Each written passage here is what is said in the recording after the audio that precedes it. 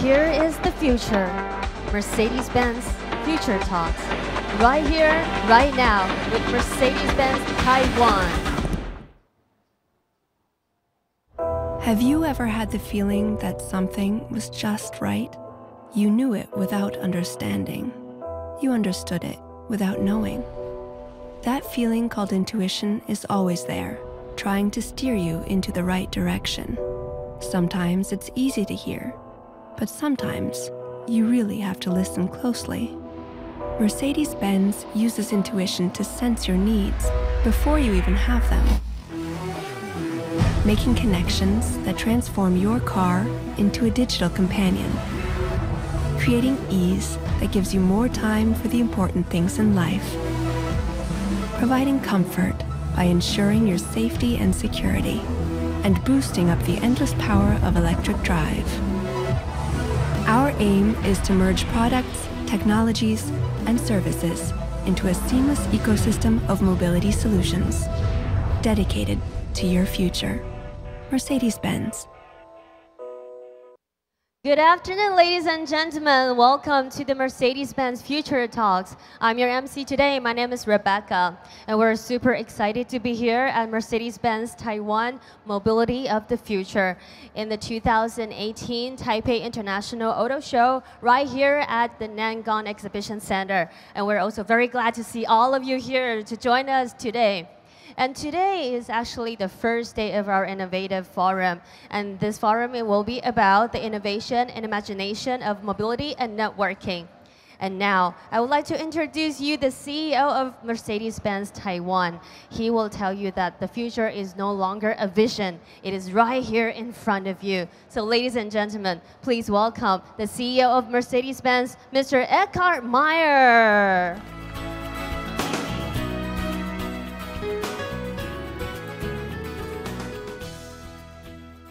Thank you very much, Rebecca. A very warm welcome on behalf of Mercedes-Benz here to our booth and to our Mercedes-Benz Future Talks.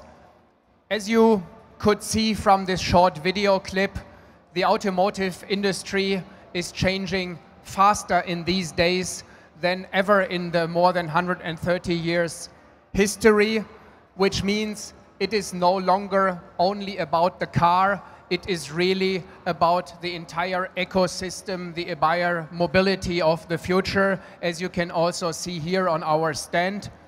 And for this reason, 3 months ago, actually 4 months ago, Mercedes-Benz, for the first time ever, in cooperation with South by Southwest, we held a so-called Me convention at the Frankfurt International Auto Show, where we also invited a lot of keynote speakers who spoke about future trends which will actually change and shape the society of the future.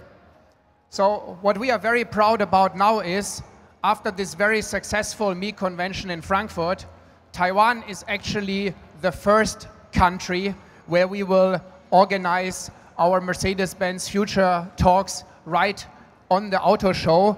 It's an absolute pleasure for us to have you here, and I will now hand over to our Vice President for Sales and Marketing, Mr. Markus Henne. He will explain a little bit more what to expect here during our Future Talks. Thank you very much for coming.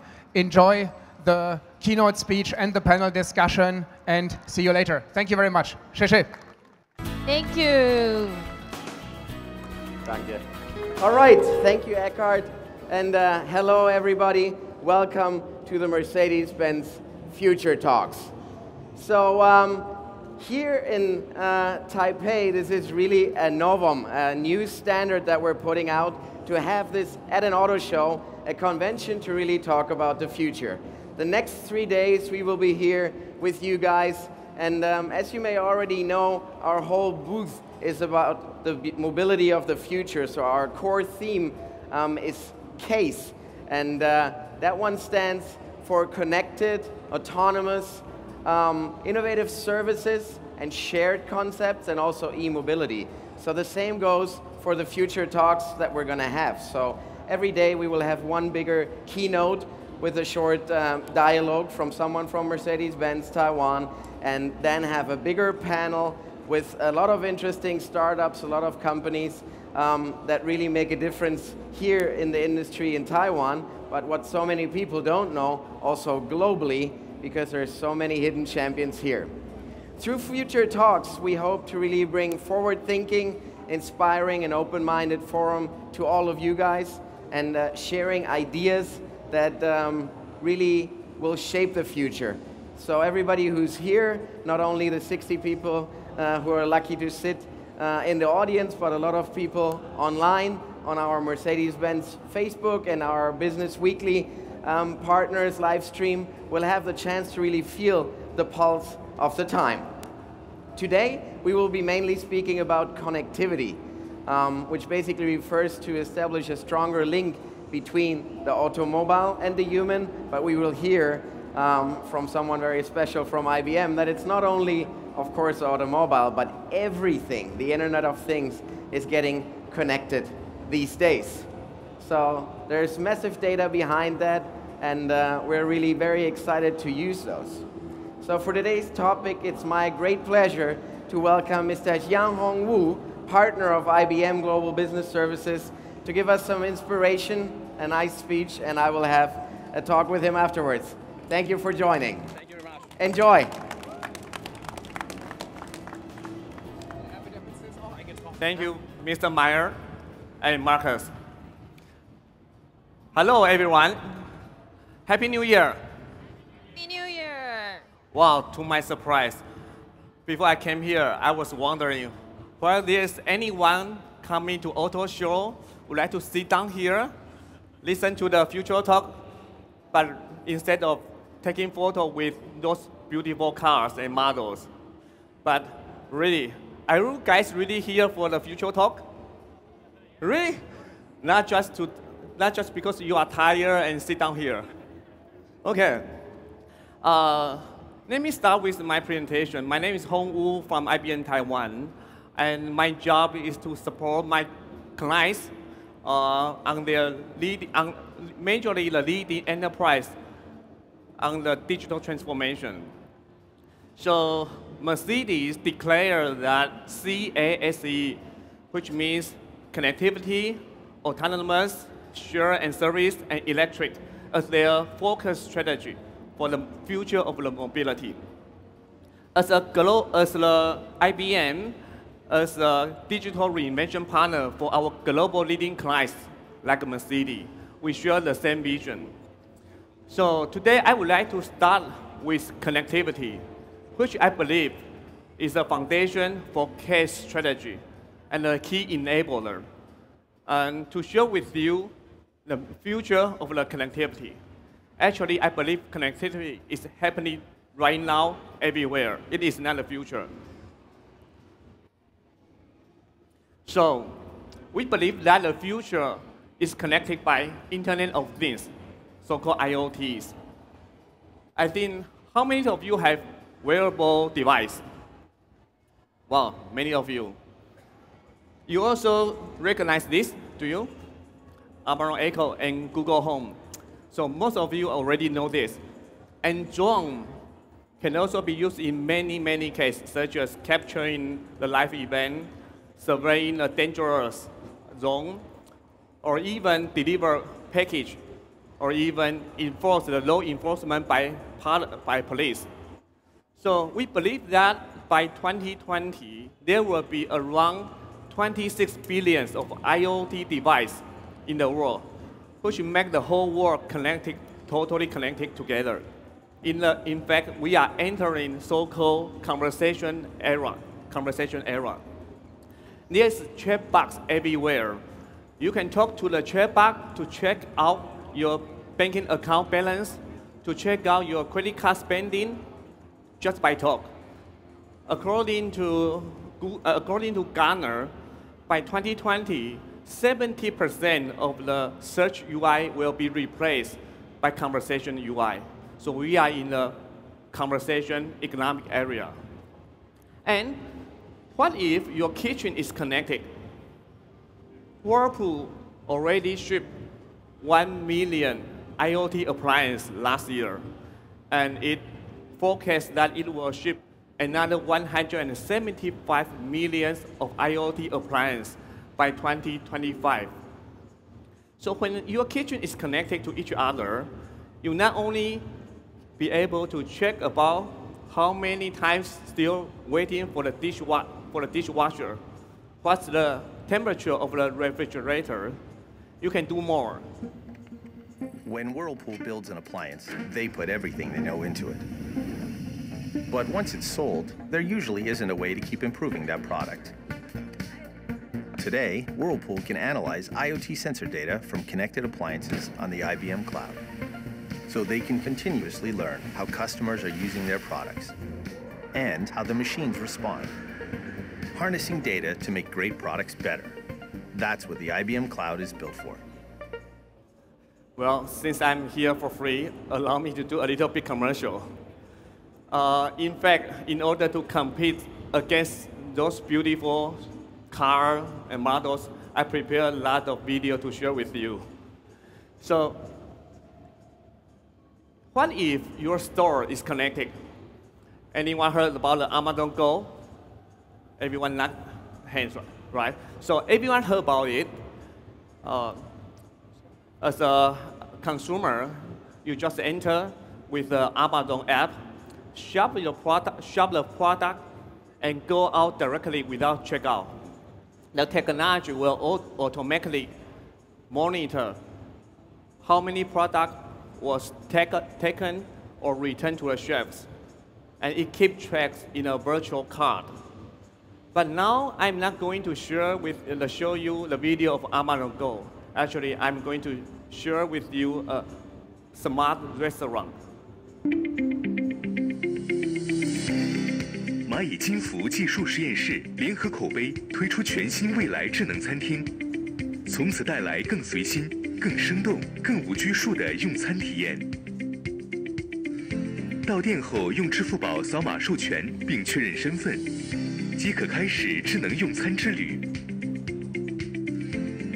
落座后可以完全收起手机，系统将识别您的身份。您可以通过手势动作打开智能菜单。点餐界面支持多人同时操作，小伙伴们再也不用抢菜单了。没有服务员的介绍，菜品的详细信息也一看便知。选好了想吃的菜，下单前还可以一键备注辣不辣，要不要香菜，这些个人口味。用餐过程中，如果需要加菜，可随时启动系统进行添加。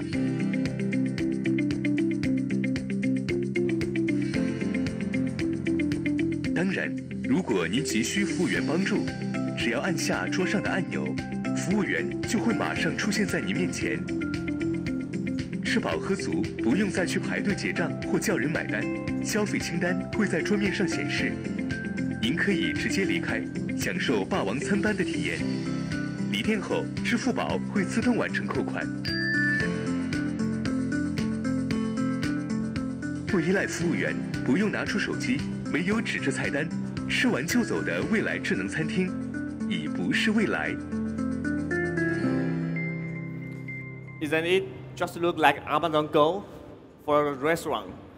It already opened 3 months ago.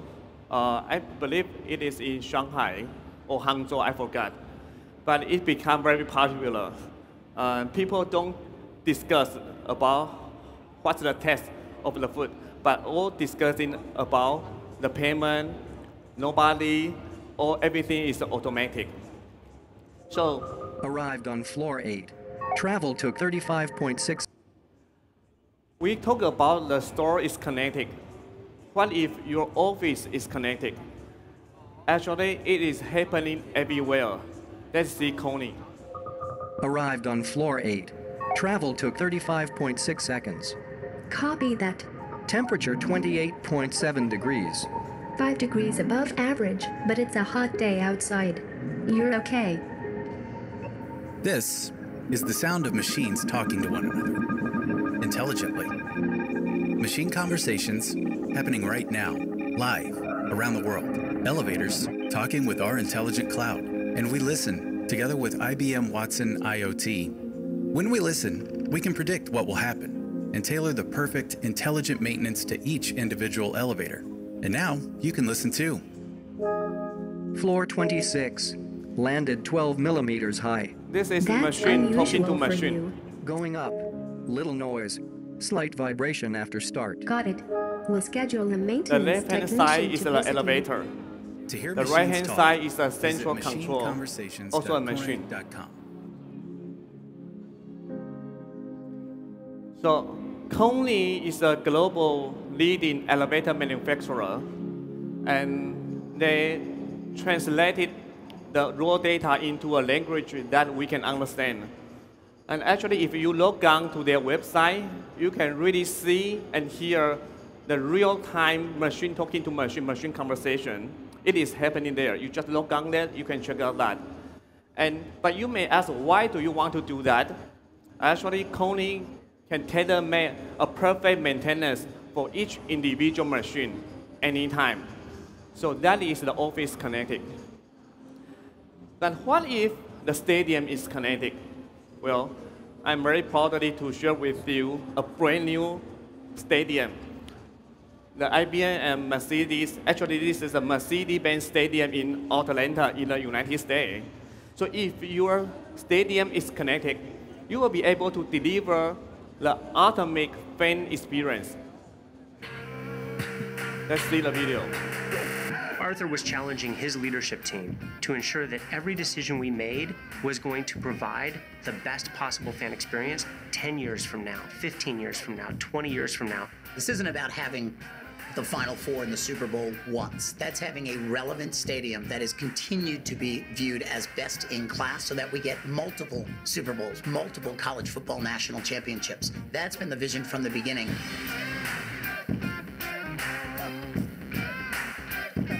As we started this pathway towards a new stadium, we really realized we were going to need a systems integration partner, and IBM played that role for us and did a tremendous job.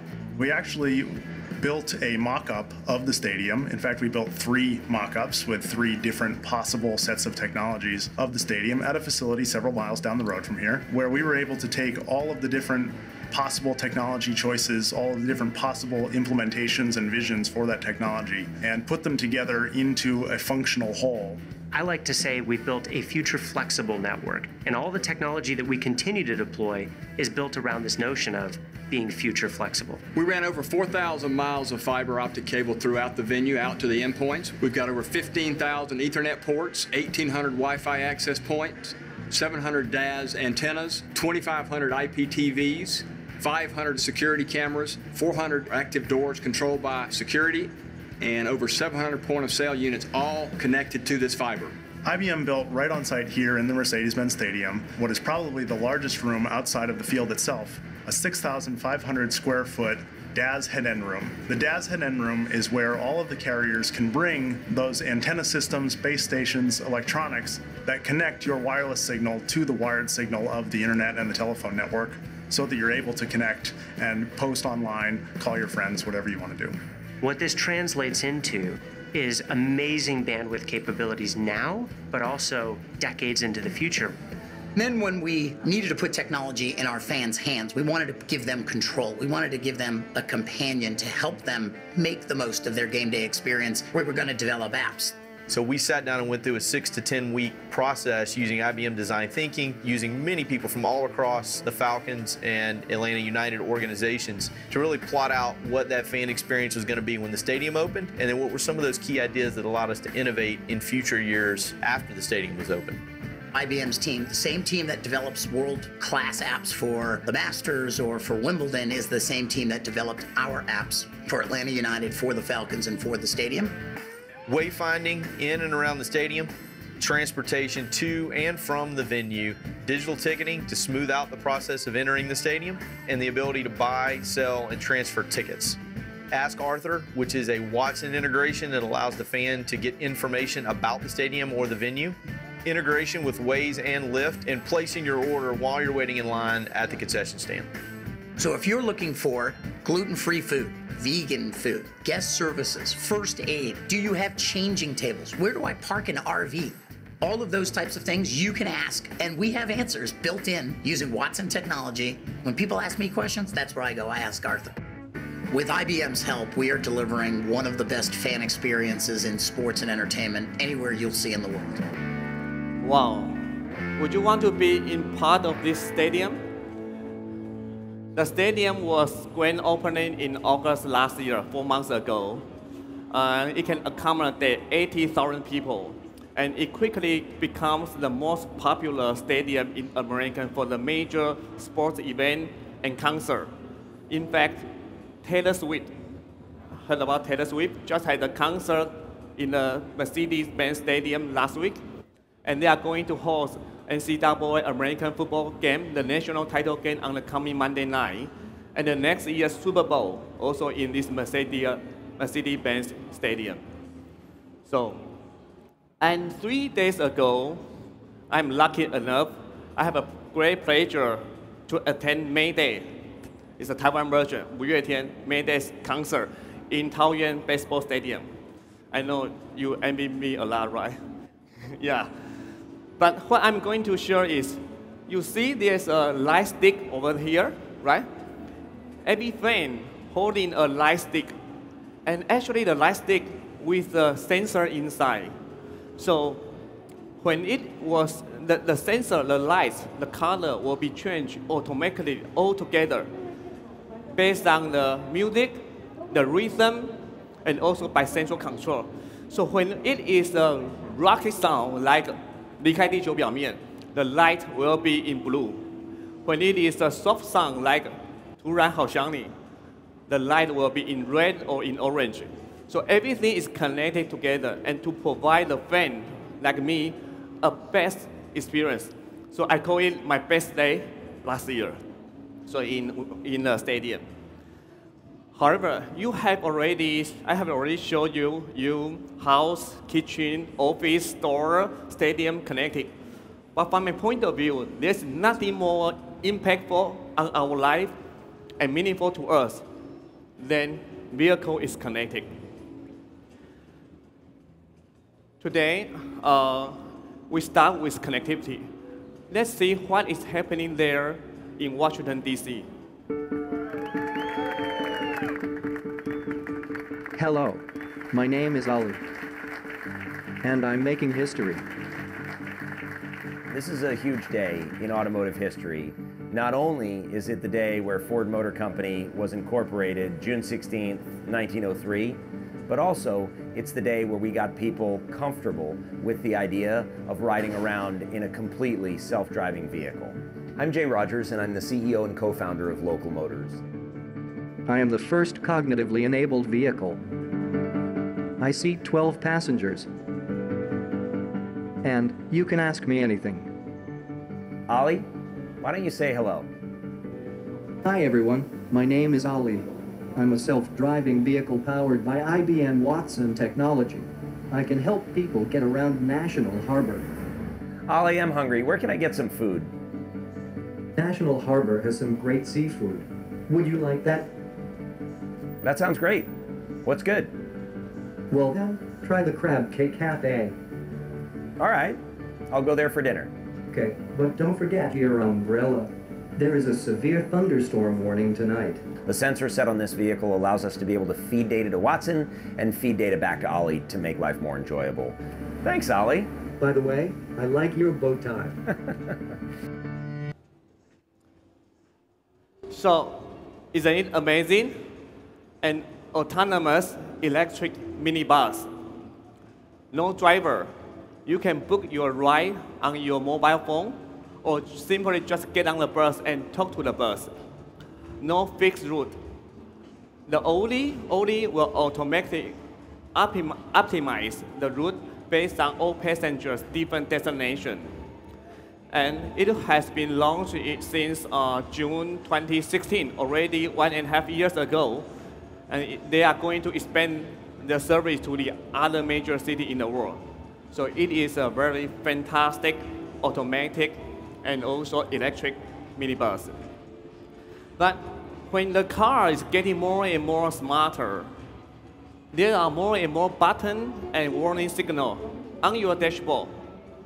Most of us probably only know less than 50% of the meaning of the functions. So let's see how Mercedes-Benz helps their driver to quickly figure it out. Ask Mercedes is an augmented reality app that allows us to virtually assist you and answer any questions regarding your new vehicle. Simply tap the Explore My Features button. The app is now in scan mode. Align the image of the interior with your vehicle. This step is needed to calibrate the AR features. Once aligned, AR beacons will appear over the button clusters. Tap on a beacon to learn more about the features in that cluster. Make sure you place your phone at a distance that allows the camera to focus. Tap on the feature that you would like to learn more about. Information in the form of how-to videos and the owner's manual will then be pushed to your phone. You can either watch the how-to videos or open the owner's manual to that specific section.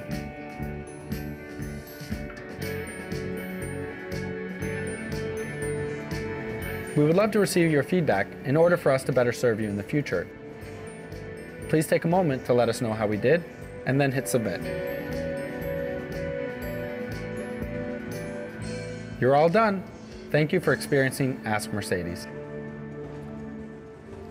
The Ask Mercedes app Mercedes-Benz, the best or nothing, was launched 2 months ago. It is a customer service chatbot. Actually, it is a chatbot powered by IBM Watson. You can simply just talk to the chatbot, talk to the mobile, ask questions like, how do I turn on my rear defroster? Like, what does this warning signal mean? Or as you can see, just use the augmented reality, the AR technology, to screen your car, and you can quickly figure it out the meaning of all the functions, the buttons. And in this digital world, the way you buy a car probably is also different. Have you ever seen about the car vending machine? This is totally different from your knowledge of the vending machine. The right-hand side is the vending machine in Texas, in the United States. The left-hand side is the vending machine, car vending machine in Singapore, which was launched in May last year in Singapore. This is a 15-floor tower with 60 supercar or supercar, used supercar. And it can provide you, if you want to buy a car, go there and just put on your coin. But I'm going to share with you a video that is a brand new vending machine.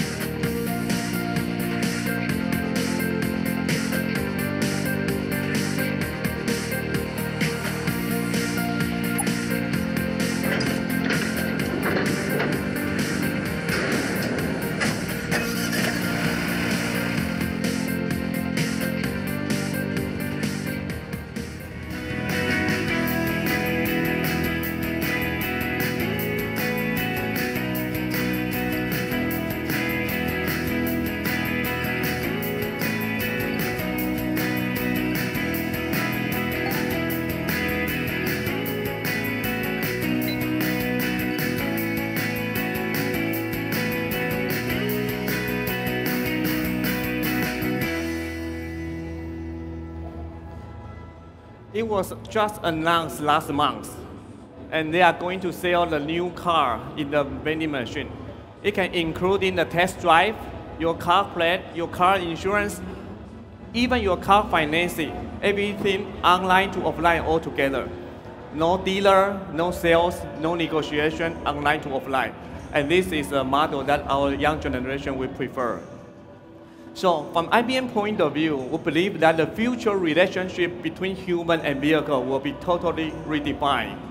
Today, we are in serve to the car, and we believe tomorrow the car is in serve to you. What does that mean? As I mentioned in the beginning, connectivity is the foundation of the CASE strategy. And if you combine the ASE together, which is shared, autonomous, and electric car, and that is the mobility of the future. No driver, it will be powered by electric instead of gasoline. And it will be driving automatically. And everything will be shared. So, in the future, people probably don't need to own a car. You don't need to buy a car. Instead, you may just pay a subscription fee in order to get a mobility service. And the cost will be much more cost effective because the vehicle, the car, will be shared by many people, will be fully utilized. And for us, because without human driving, people can gain back a couple of hours every day to free up your traffic hours. Without human error, there will be much less car accidents. And also that the car will be safe-enabling vehicles. When I mention safe-enabling, it's not only safe driving, it is also safe configuration to provide user personalization. It is also safe healing. In case if there's any scratch or maintenance needed, they will self-healing. That would be self-socialing, cars talking to cars, and self-learning in order to provide the optimized performance. And we believe that the car will be a platform to let the car ecosystem to provide and sell your product on the car, such as teleconference, the movies, the music, the coffee maker, anything you name it, will be try to put on the car platform. And the mobility as a service, maybe the automaker will need to transform itself from the selling a car to a mobility as a service, to provide the mobility as a service. And because of electric, so the pollution will be largely decreased. And we will be able to free up a lot of parking lot into green parks. And we believe in that world, we will make the world a better place to live and make our life much better. Thank you very much for your time, and we look forward to hearing you. Thank you. Thank you, Mr. Hong Wu, for the wonderful presentation. And I believe our VP, Mr. Marcus Hanna, must have some feedback regarding the presentation. Absolutely. Yes. So, ladies and gentlemen, please welcome Mr. Marcus Hanna to be back to the stage for further discussion. Yeah, thank you very much. My feedback is a very short one. I'm just amazed by the things that you've shown. I think when the machines all talking to each other, it's scary, but if I see what good can come from it, it's really exciting. Yeah, thank you very much. It's really exciting. So all in all, what do you think is going to be in the end the customer benefit of all of this? Is this going to make the world a better place if you look in maybe 5 years? Well, absolutely. Well, as you can see from the presentation, I think every connectivity is because of user-centric. It's based on the user experience. Everything is here to provide a better user experience. So if the safe is going to happen soon, then of course you can free up your hours and you can save your monies. You can have better time to live and to stay with your family. Yeah, Gotcha. That's for sure. So you mentioned your living room. How percentage-wise, how connected are you really privately at home? What's connected about you and what is still not connected? Well, actually, because I'm in this industry, so I have to try every new stuff, right? So when Amazon Echo was launched, I bought the device right after. And in the very beginning, it was just a device that my kids play with. They just play for music and set the alarm. and open or turn over the lights. But now it become everyday business to my house. And not only the Amazon Echo, like we also wear Apple Watch and also all kinds of device to sync up with my laptop, my mobile phone. So I think today we are already living in a world that everything is trying to be connected with each other. And in that way, then there will be much more benefit for us, not only more automatic, but also more personalized experience and better experience. Yeah. Got you. Yeah. Got you. I think this is the same way that you had it on your last slide, how we also see it from the car manufacturer. It's about what do the consumers get out of it? How do they make their life more convenient? Yes. Yeah, and how everything around them evolves into something better than it was before. So we really are working on not just being a car manufacturer, but by being a provider of services, most of them being mobility services, but really someone who provides convenience. So I'm super excited about the Ask Mercedes that you presented. Yes, me too. Yeah. That chatbot really brings also Mercedes in a whole different sphere. We will learn more about not only our customers, but maybe those who want to be our customers in the future. So it's also for us stepping out of the game and quite disruptive for the automotive industry. I totally agree. When I first saw the video, actually it is in my email, in my office email, and my company mentioned that there is a new customer just launched a new app, and I said, wow, it's a Mercedes, Ask Mercedes. And maybe you're a future customer, and I'm really looking forward to it. So that's why I also have one question for you. So why are you organizing this kind of event about the Future Talk and here in the auto show? It's exactly about that, about showing that we're not only a car manufacturer, but really that we're forward-thinking and open-minded. And I think with that, we also bring a lot of different brands together without really thinking much about who's a competitor of who or who's working of who. And we have already established that Hong is driving a BMW. I have no hard feelings for that. It's a great car. We can work on that in the future. But no, it's really about coming together and doing something great for the future, because we know we also have to change and evolve. And these forums really show that. And we've worked a lot on platforms like that. For example, the last 1 year, we had our hashtag Mercedes-Benz Pop-Up Taipei. Yes.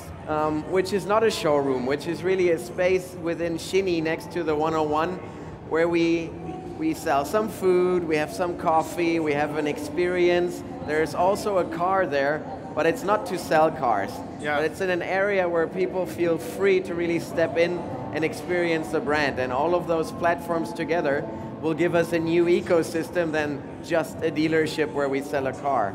Yeah, I would like to echo your pop-up store.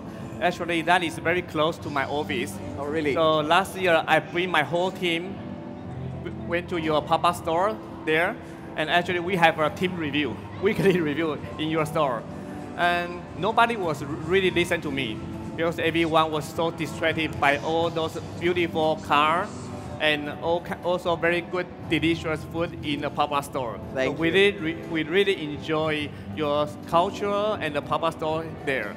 And that, I think that meeting make every one of my team members believe that in the future, maybe the goal for them is trying to be the customer of the Mercedes-Benz. Maybe not everyone, but hopefully some of them. Thank you for the feedback.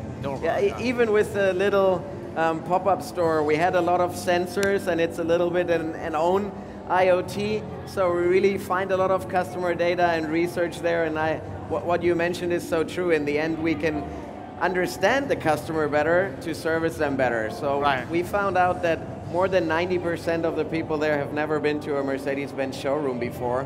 And that's so valuable information that we would have otherwise never known. So I'm really looking forward to being more connected. Yeah, so you're talking about the connectivity. That one thing I think as a consumer, we may like to raise is how about the safety issue?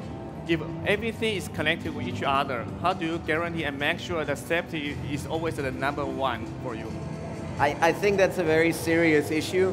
not only for the connectivity, but also for autonomous driving and the topics that we're going to discuss in the next days. And I actually feel that from the brand perspective, and I know very little things that are going on behind the scenes, but we're so advanced already. But some of the things are just not launched because the legislation and the aspects around it are not following as quickly as our inventions are coming out. So I think the big brands are really holding back for a certain amount of time with launching their products until they're very 120% sure that it's safe for the customer. The authentication parts that you mentioned are one of them, so it's the data security, but the other one for us as a car manufacturer is really the security of your health when machines communicate with each other. But I feel very confident that we're there and legislation is going to follow soon. Wow, great. That would be great for us. Right.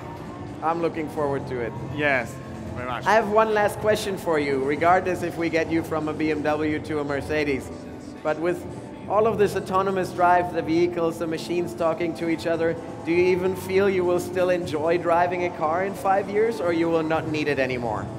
Absolutely. I think this is a very good question. I think there will be always people like me who really enjoy driving, especially take the great pleasure when you put on your hand on the steering wheel.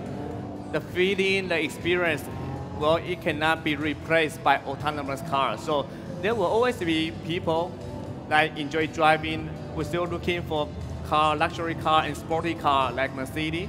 I think we'll still be there, and there's the market. Yeah. I'm glad you said that. I feel the same way. I enjoy it very much too. Thank you for coming to us today. It was a great speech. Thank you very much. Me too. Thank you. Thank you everybody for listening. I still have a little bit of a something for you, a little present. Thank you very much for joining us. You're welcome. Yeah, we have prepared special gifts to our keynote speakers. So I can already, you can have a sneak peek, but I can already tell you it's for your pleasure of driving, and then we can work on your next car. Thank you. You're welcome. Thank you very much. Thank you very much. We're going to take a photo together. Yeah, it's very cool to know that everything is actually connected together. And thank you, Mr. Hongwu, for the wonderful presentation. And of course, thank you, Mr. Marcus. You're very welcome. Thank you. And now we will have a 10 minutes break. And at the same time, please take a look at the best of our Mercedes-Benz and Smart product lineup during the break. And please do come back in 10 minutes. We have a wonderful panel discussion coming up. So ladies and gentlemen, please take a 10 minutes break and come back later. Thank you.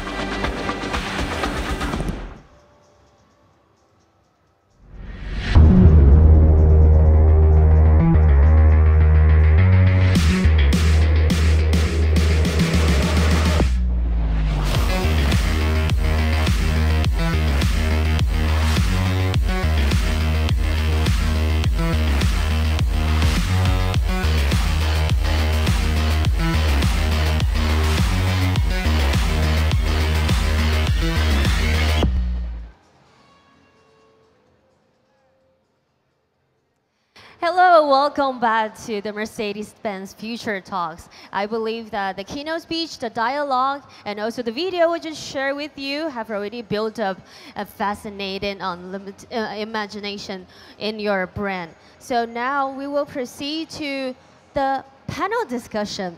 And we have invited the panelists today to share the future mobility with us, which will be about 15 minutes. And now, first of all, please welcome our keynote speaker, the partner of IBM Global Business Service Group, Mr. Hongwu. And head of digital content at Daimler AG, Mr. Sascha Pallenberg. And CEO of NextDrive, Mr. Kamal Yang.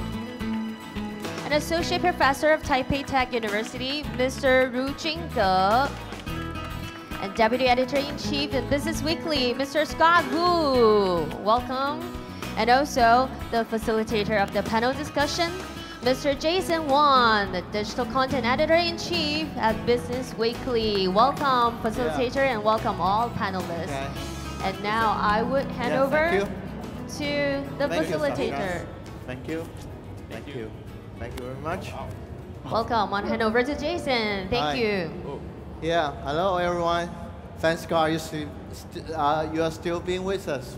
And this is last sessions of Future Talk today, but I think this is not the least one because we got 5 distinguished guests here, and we'll share. I think that they will share their thoughts on the mobility revolution, which is our topic today.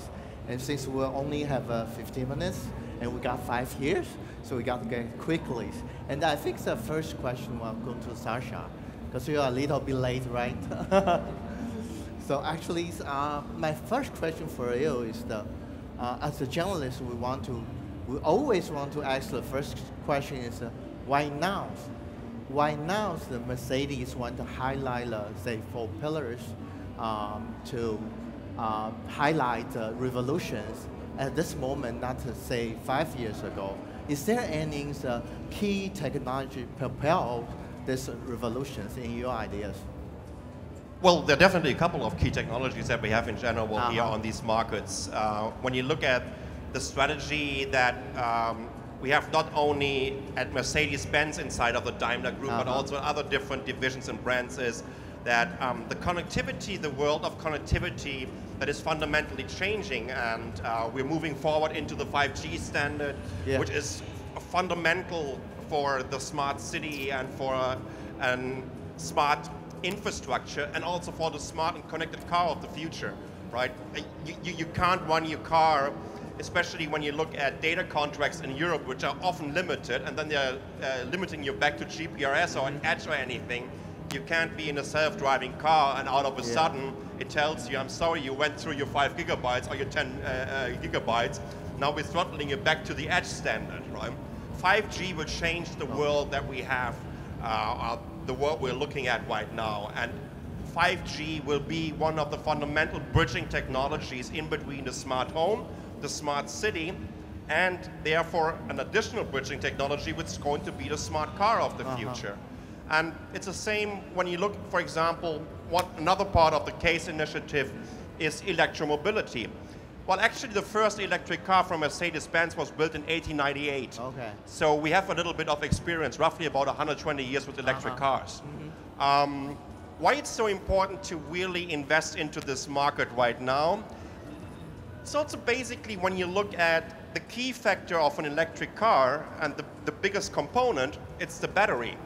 Yeah. The battery prices over the last 5 years dropped significantly. Right. So we're roughly at around $150 per kilowatt that you can get into a lithium-ion battery right now. And it slowly makes sense to actually build a car where you can even make money. At the end of the day, we are also responsible towards our shareholders, right? And we can't just go back on the street and ask for some investors' money because we can't build profitable cars. Okay.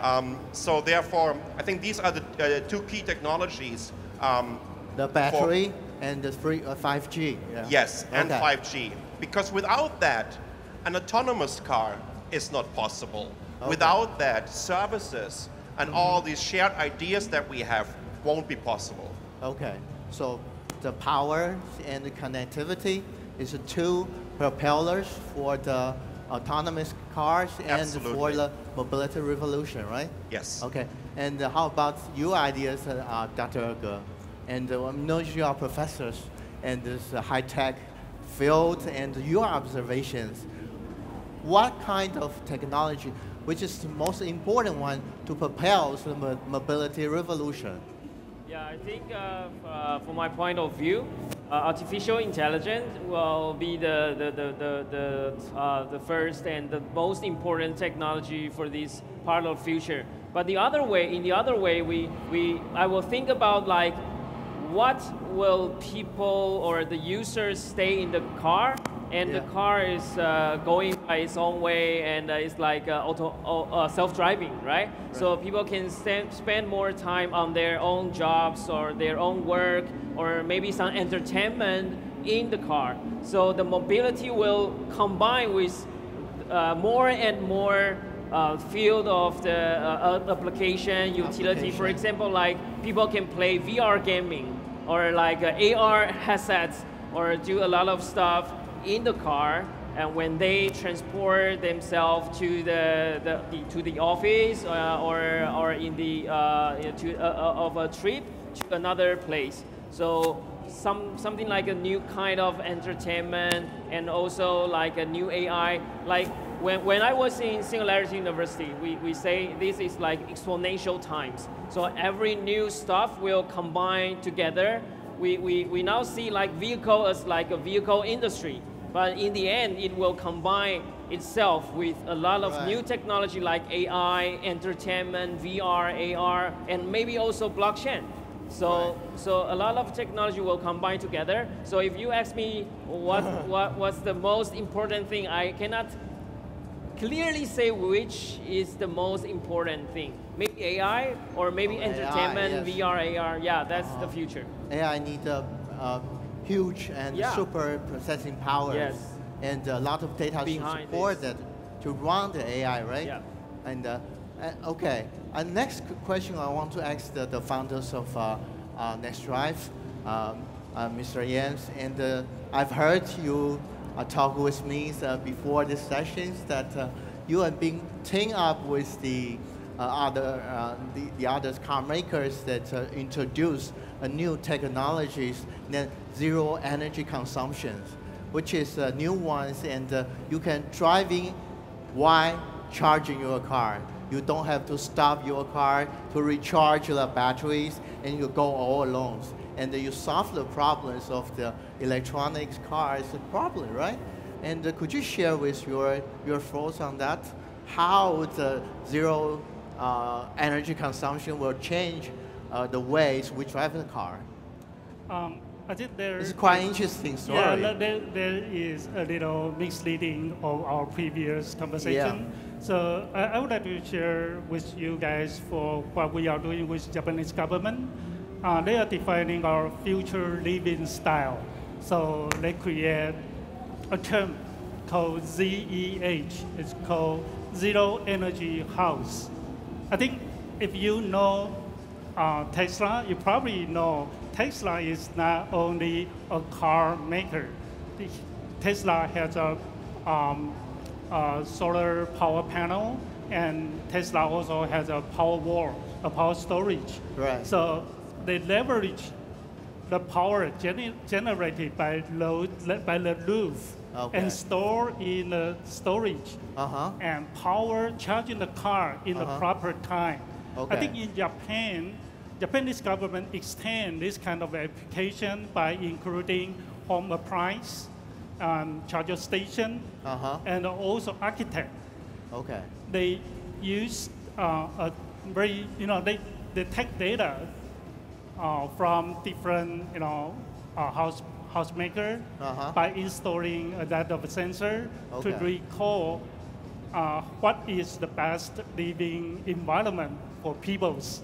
So they analyze the data, feedback it to architecture to make to form a new living style.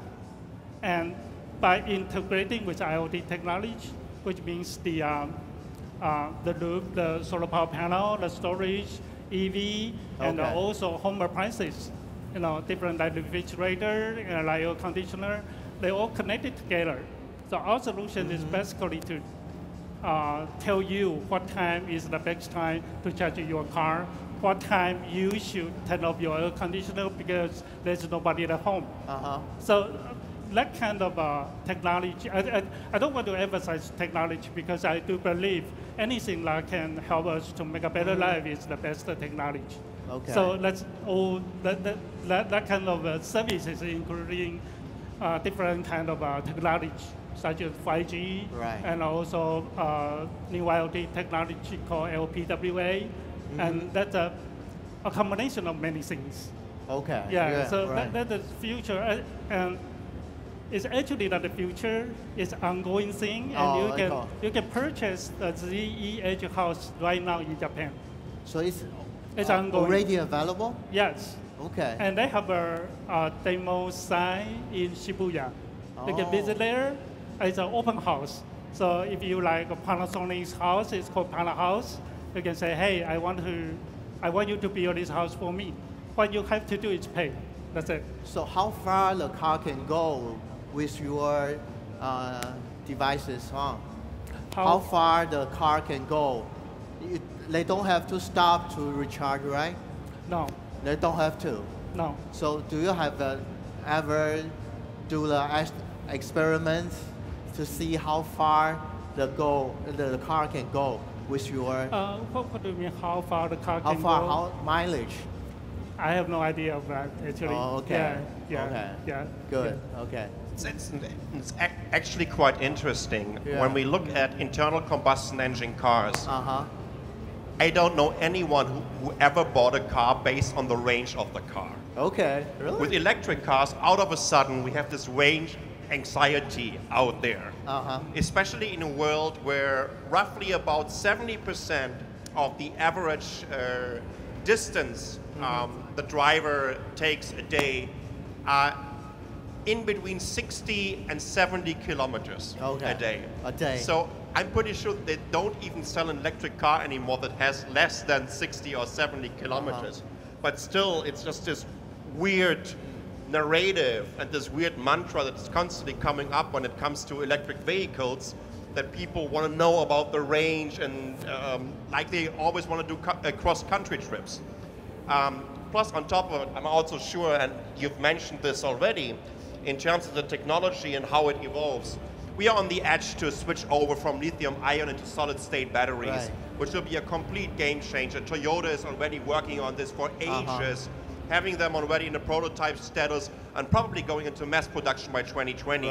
So then we're talking about batteries, and we're probably doing the same, that you can recharge in 5 minutes.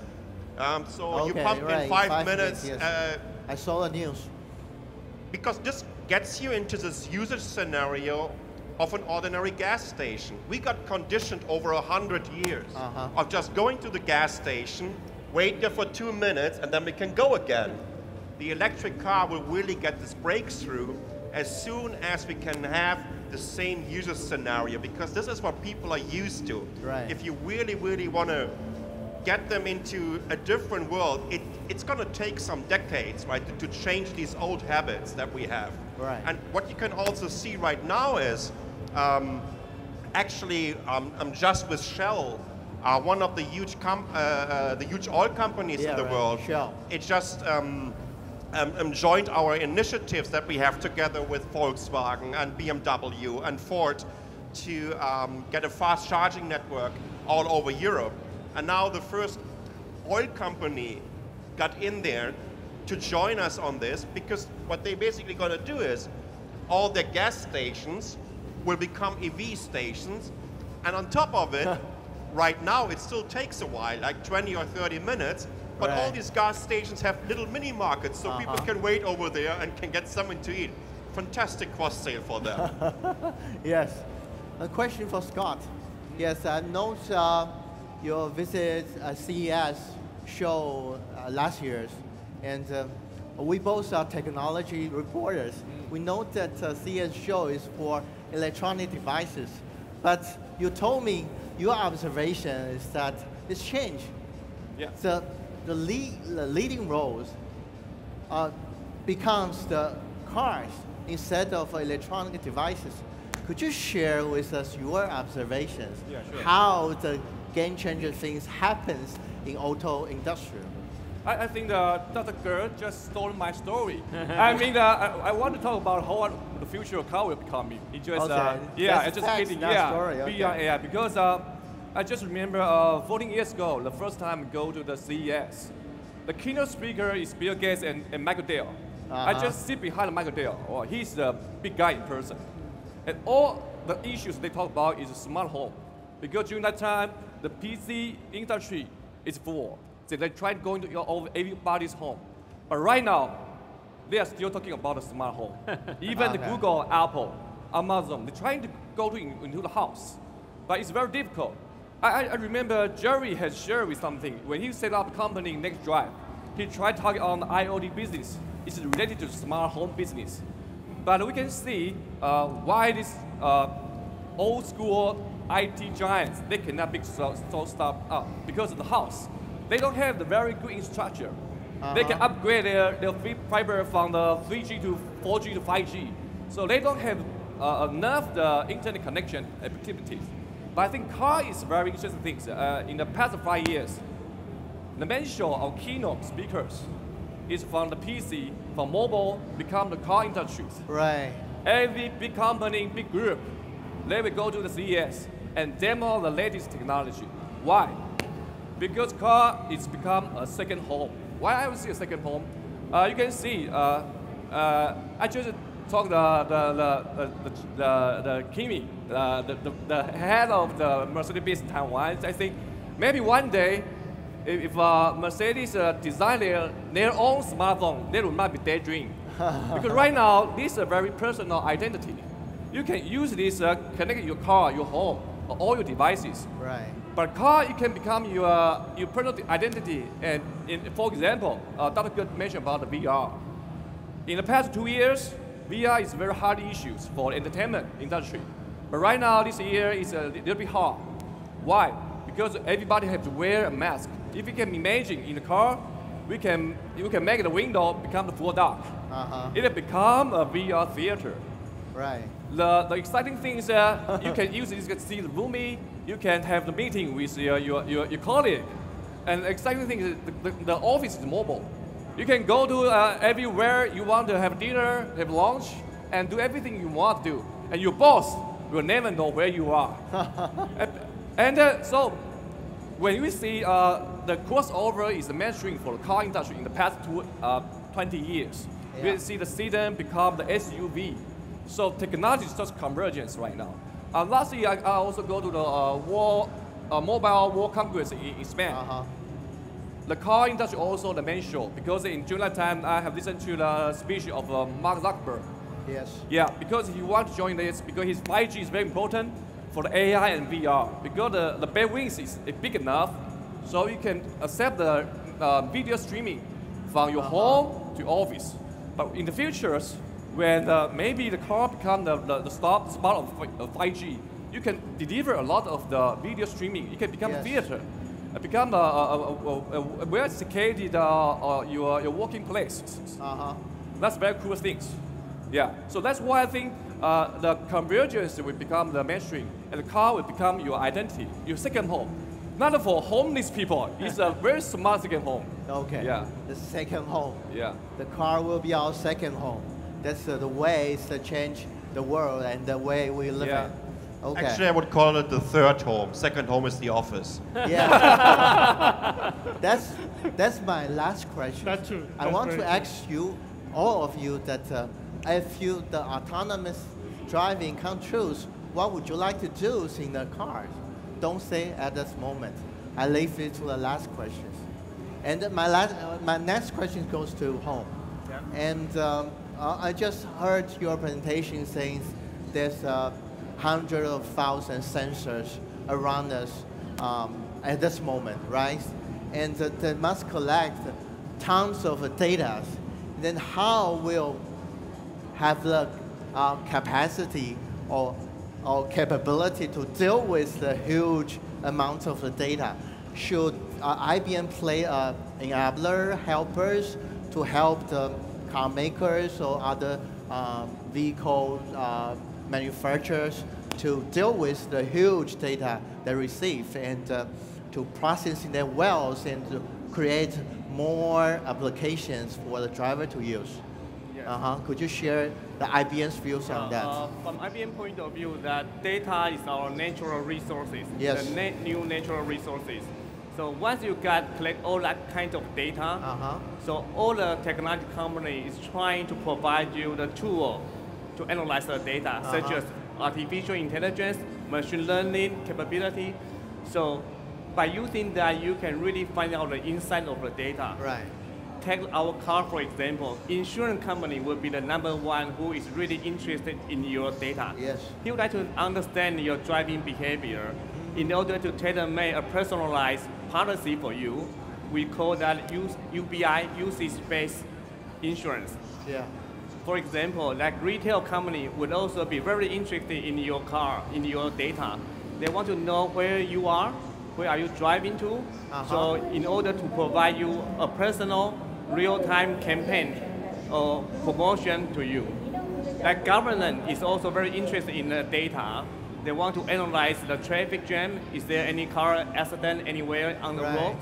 So every industry, I think, will be very interested in all those kinds of data, especially the inside of the data. Okay. So technology company like IBM or any other company, we are trying very hard to accumulate data and also provide the AI or machine learning capability to analyze insight for our customers. Right. Yeah.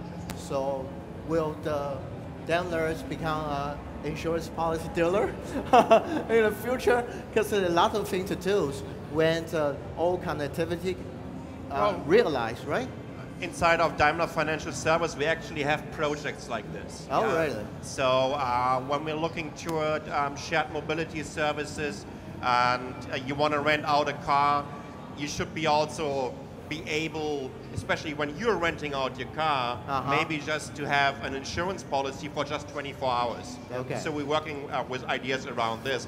But what Hong mentioned over here is just super important. A lot of people tend to forget about the software layer when it comes to an autonomous car. Hardware-wise, we are not there. The processing performance that you get right now, our friends at Audi over here, which is actually also a partner with our here Maps. Right. They have NVIDIA over there at their booth, a company which I really love. NVIDIA introduced something last year at CES that was the NVIDIA Drive PX2, one of the most advanced integrated systems that you can get at that time. Okay. It takes 10 times more processing power right now that we can get to a level 5 autonomously. So it's a matter of how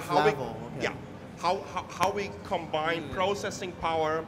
And we have a little bit of a problem because Moore's law is not there anymore in terms of how the silicon develops right now. So it might take another 3 to 4 to 5 years.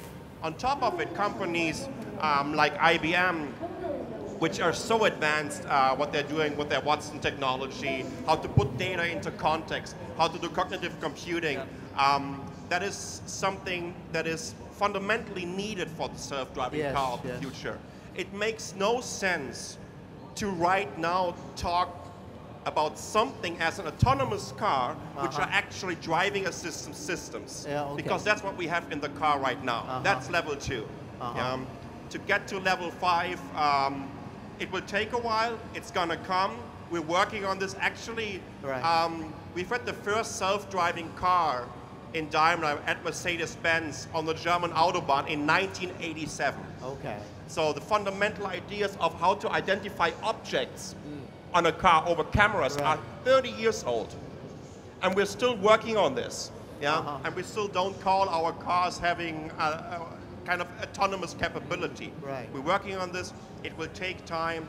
Sometimes it's a little bit better, to calm down regarding this and to make sure that the technology is there when it's ready, and then you can brag about it, and then you can also sell it. Right. Yes, agree. And I want to ask the doctors that, in the hindsight, that for last 10 years, when the mobile revolution begins, that handset, the phone, is the centers of the revolutions.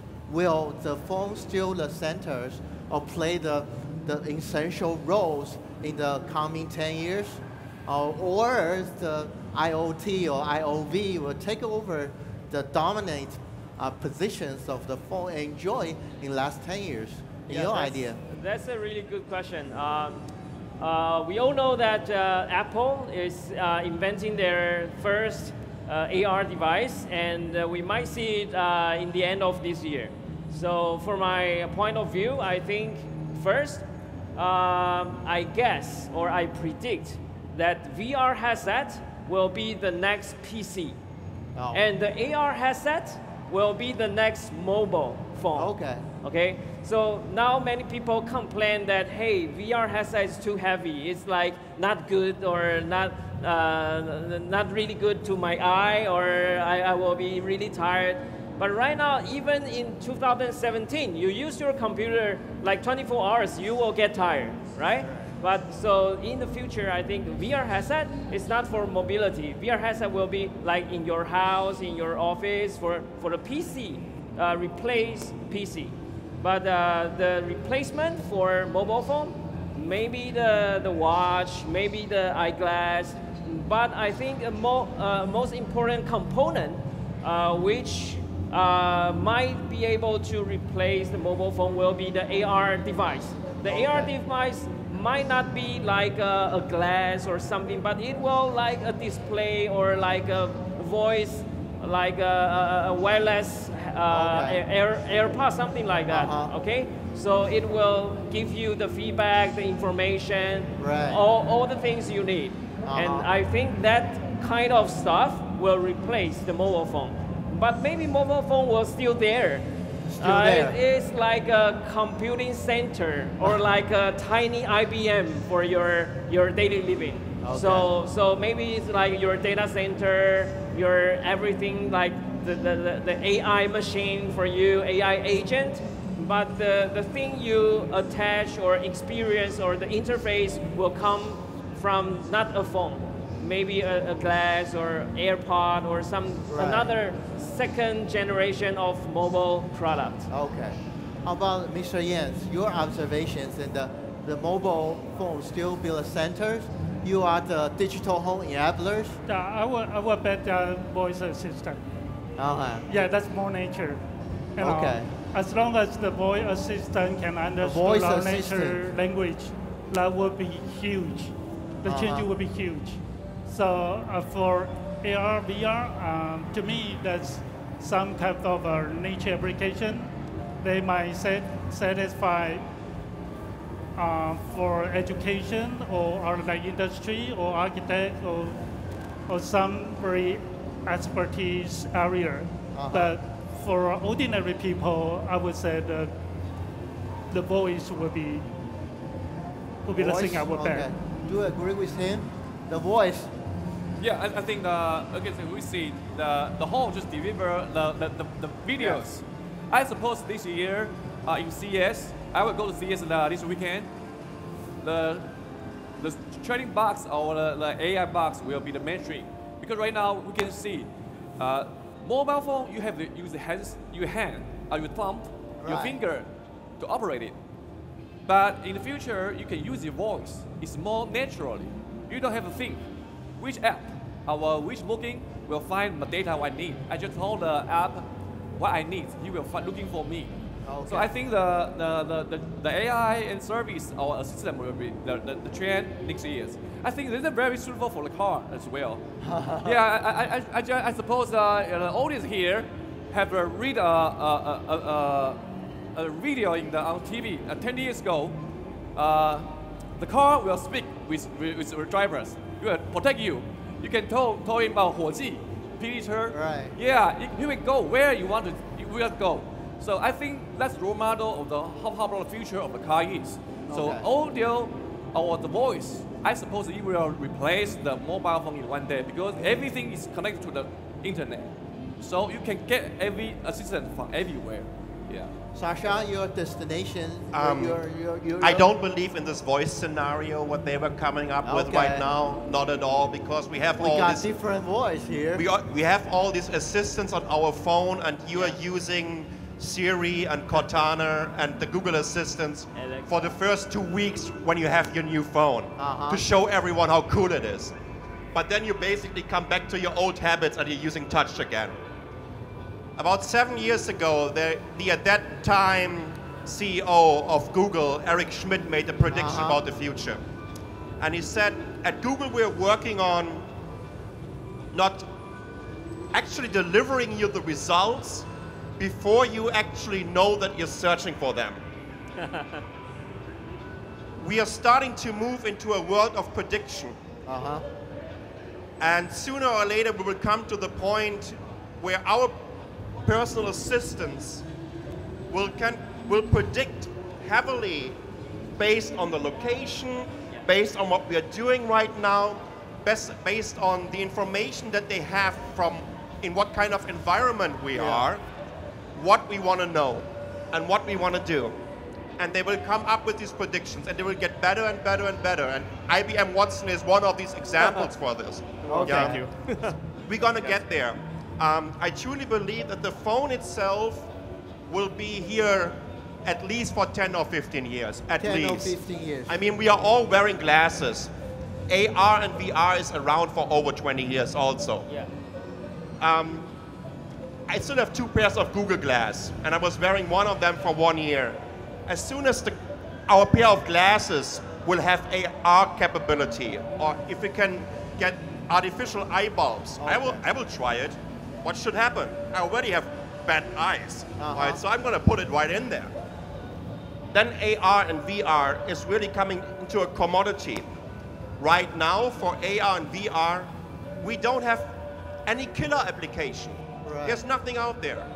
You buy your nice HTC or Oculus Rift headset, you have to buy a $2,000 PC, and then you play a couple of games, and after 2 weeks, all that is left for you is watching YouTube videos in 360. This feels like putting a goldfish bowl on your head and look at the world, right? There will be a time VR needs its World of Warcraft moment. Then VR will be all over the place. Everyone will have a VR system. AR will need its educational breakthrough and its vertical industrial breakthrough. This is basically where the Google Glasses ended up. Like, for example, you are an AC service technician and you're getting additional information when you're looking at your AC. I truly believe in the phone. This is our most personal device that we have because I believe in visual feedback, visual input. And this is what we're getting from the phone. But the phone of the future will look differently. It will only be a display, a window into the clouds. Because computing power will be outsourced. We will get a kind of ambient computing.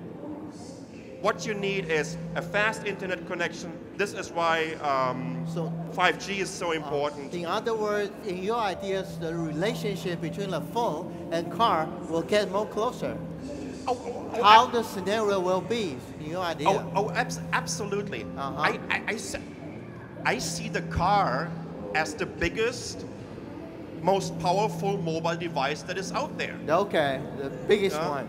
It's a mobile device with wheels on. It's a mobile device. And when you look at the car of the future, what I've mentioned before, we need to have 10 times more computing power in a car. Then we're talking about as much computing power in a connected car than all the computing power combined that was in the world at the beginning of the 80s. Just 3 decades ago, in each and every single car. And I think this is absolutely amazing. And then you can do so many things with your car. We have to talk more about how we can monetize this platform in the future, right? What can we do? We're talking a lot about services and all the shared mobility and whatnot. Even though that I work for the inventor of the car, I don't drive a car in Taipei. Okay. Because we have the most fantastic public transport system in the world here. The MIT. I have no time for it. He has been living Taiwan for 9 years, and he didn't drive in Taipei, right? I did it a couple of times. Okay. And it took a while for me to adopt it. A scary experience for driving in Taipei? It was different compared to Germany. Taiwanese drivers are very brave sometimes. Yes. But we need to talk about what we're going to do. I could think about a self-driving car that I can order over my app in the future, and I'm getting a haircut in the car while it drives me from A to B. Or I'm getting a health exam in the car. Or it drives me to a specific restaurant. The way we're going to combine mobility as a service with services that are already out there, this will be amazing, and will be an amazing new business and a whole new market right now. And we haven't even started, in my opinion. Okay. We take assumptions that say 30 years from now that autonomous driving is being realized, and we have additional space which is in the car. And for the question for all of you, what would you like to do in the car? How did you utilize the space, which is additional ones in your car? Or you still want to be a driver? How about home? Yeah, just as I mentioned in my presentation, when you can gain back a couple of hours every day in your traffic hours, I think there's a lot of imagination area we can do. For example, I would like to have a cup of coffee in my car, watch your movies, see a video, even play a video game in my car, or having a teleconference with my colleagues in my car. So I think there's lots of things we can do in my car. But the car, as I mentioned, will become a platform for ecosystem. Everything will try to get on the car and to promote you and try to let you buy their service. So maybe in the future, we don't need to pay any money while you are sitting in a car. Just like we are using Facebook for free, we are Google for free. Those vendors, they are paying the expense for us. So I can do anything there. Do you want to take the autonomous car as an office? Because you are hardworking, right? If it is necessary, if it have to be. Office or living room or movie theater? Yeah, which one of course, you favor? Movie theater is much better, and also even I can sleep in the car. How about you, Scott? Every time when I go to my car, I think the big windshield, what a big screen. It's bigger than my TV station in my living room. So if I can use this windshield to see movie or VR theater, it's a really bad and wonderful experience. Of course, when the car, the automatic drive go to the level 5, I can take care to let the car to drive me to the destination. So in this period, I can use this just like I go to take a flight, business class. It's bigger than screens. You can got a full theater. It's a very good and wonderful entertainment. Yeah, entertainment oriented approach to use your space in the car and your time in the car, right? Yeah. Okay. How about you, Doctor? Definitely, I will play some game in my car. Of course, you are gagging, you can get like a 6-axis feedback. You know, you can get a lot of the haptic feedback from the system or like in that space. So that will be fun. And how about Mr. Ye? I think my car will be my perfect studio because I can listen my favorite classical music inside the car without any bothering. So, but there's one more thing I like to recommend, because in the future, your car become a mobile bank, mobile power bank. So you're right. Remember in August last year, our power grid collapsed. So if we have an EV and they all connected to the charger station, we can save the power grid. Yeah. So besides to hear my favorite music, I think my car will become one of my tools to making money. You can sell the extra power in the car to the public power grid. And Sasha, your answer will conclude this session. And I have an additional question for you, which is how do you people expect the Mercedes will become? What kind of Mercedes will become in the, say, next, 30 years away? You know, I was running a tech business for 15 years before I joined Daimler. Okay. I never ever made a prediction that looked way beyond 3 to 5 years. Especially when you want to be really defined on this. Technology is evolving so fast. When I came here for the first time, I was invited to speak at the developers conference back in 2002 at Computex over here. And when I see how Taipei changed in just 15 years or almost 18 years, to make a prediction for 30 years, that would be really brave, right? Okay. And I'm pretty sure that I'm going to be wrong about this. But no problem. In general, I can give you a very personal prediction, first of all, about this question here. I also have mobility scenarios where I would love to play games. But trust me, there is just nothing better besides of all this, I'm getting autonomous from A to B, just to drive in a nice Mercedes-Benz AMG down the east coast of Taiwan, right? I think you can't reproduce this in any computer game, because it is something that tickles our minds and our emotions and our hearts. It's this fundamental idea of having control about a machine. Right.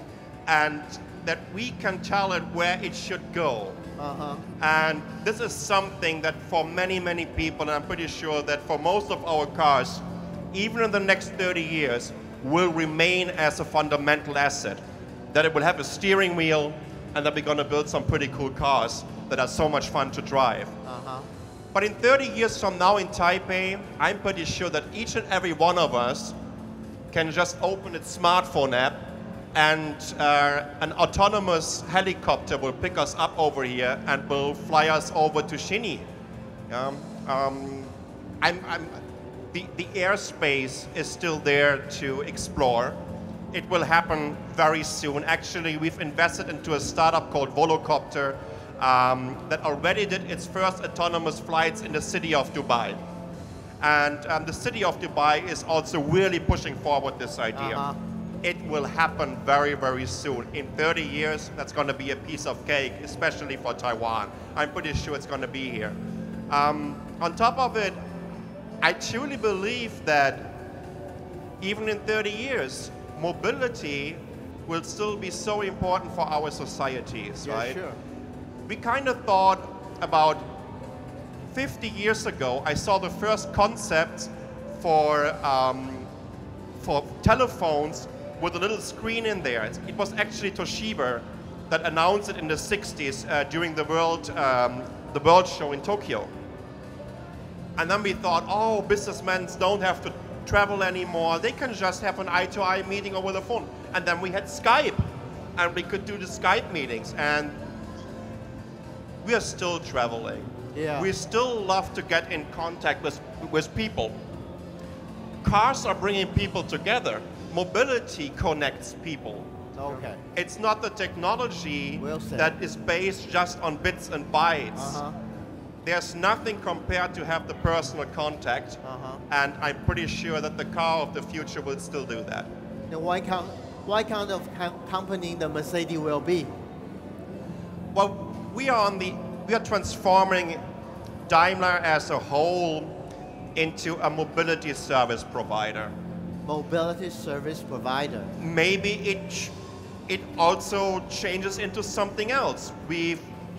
Last year we've heavily invested into a private Ethereum blockchain, right? So fintech and cryptocurrency is fundamental importance for us. Okay. How we can process transactions of the future.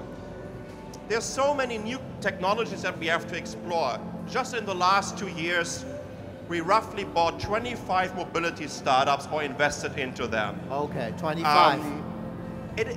Again, it's evolving so fast. I truly believe that the company itself will be much bigger. Right now we have roughly about 300,000 employees. I'm pretty sure in 30 years we have at least 500,000, if not more. Okay. And it could be, we could move from a mobility service provider to also a service provider, maybe for content. Maybe we're going to buy some video games manufacturers so that we can also provide the video games through our mobility services. Maybe we buy a hair salon chain that you can get the haircuts on a Mercedes-Benz premium level. Yeah. Like, who knows? I think it's very, very important not to be too narrow-minded and too focused on one thing and on one technology. things are changing so fast, you have to be open to everything. Yeah, we are expected to see the Mercedes transfer from a car manufacturer to be a mobility service provider. That's what concludes our sessions. And thank you for your attention and patience. And we are combating the noise for 50 minutes.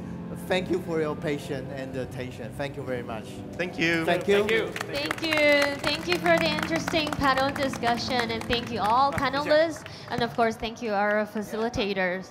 And it's actually fantastic to have different and unique point of views from experts in all different industries together here with us. So you're really lucky to be here at the venue. And of course, you're lucky too to the audience who are watching our live screening online on our Facebook fan pages. And right now, I would like to show you one last video about the future mobility. And you will find out that future is really no longer a vision. It's just right in front of you. Now, ladies and gentlemen, please watch our one last video. Have you ever asked yourself what the future of mobility will look like? We have, and we continue to do so every day. With CASE as part of the corporate strategy of Daimler AG, we combined the four main trends of future mobility: connected, autonomous, shared and services, and electric. In a series of short films, we give you a quick overview of our broad range of intelligent mobility solutions and our vision of the future. We will keep you posted, be part of our journey, and experience intuitive mobility. Mercedes-Benz, the best or nothing.